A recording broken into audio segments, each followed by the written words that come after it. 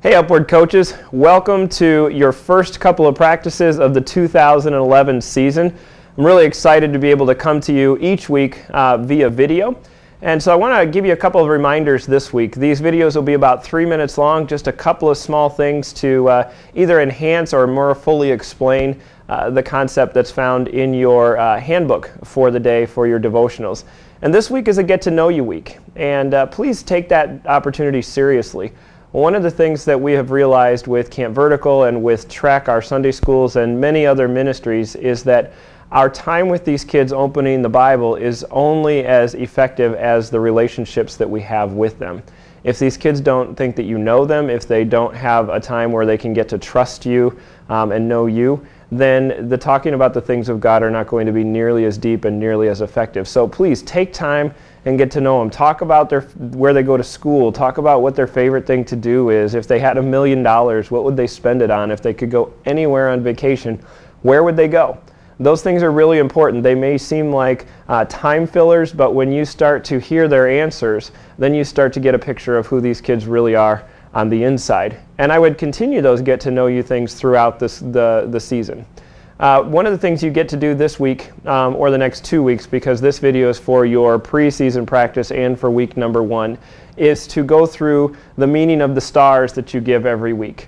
And this can't be underestimated. It's really important that these kids know not only what the stars mean, but why you're going to be giving it to them.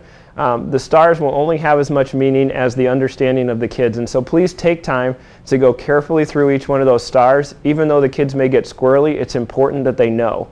And then you may have to repeat it once or twice during the season. The last thing I want to remind you of is what we talked about at our coaches training, and that is the 3 S's that we have for this season in Upward, and that is scripture, sportsmanship, and skill. And these 3 things should be the filter or the lens through which you take time to prepare.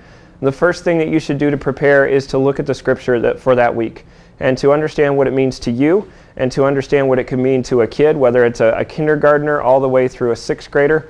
And then you can share that in that huddle, because that huddle at the middle of your practice is the most important time that we have at Upward in any of the places, whether it's practice or games. And then sportsmanship. And that sportsmanship training comes from you leading the charge in the way that you treat your players and your coaches and your parents.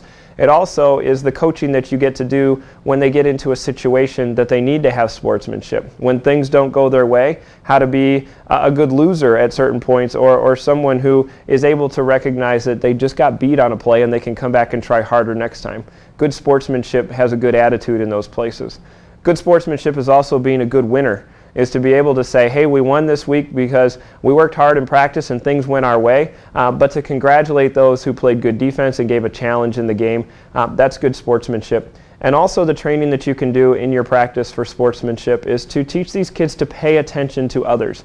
If somebody fell down, to help them up. If somebody makes a good play, to say good play. That's how we create a positive atmosphere at Upward, and that's good sportsmanship. And then the last piece when you're preparing is to think about the skill development.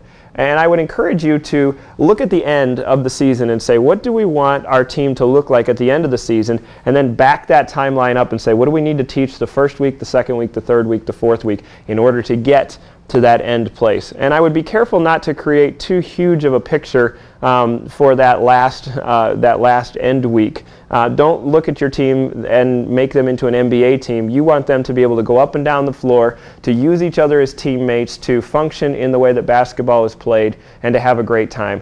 That's an end game. Now back that up, and how can you coach them to learn the skills that they're going to need to get to that place? I want to thank you for your investment in these kids. Upward Basketball is one of those ministries at Elmbrook where people can come in that don't go to Elmbrook or might not go to church at all. And your investment in these kids and your relationships with them and their families are vitally important, and sometimes maybe the only way that they see Jesus this winter. And so thank you for your investment. Looking forward to a great season. Have a great first couple of weeks.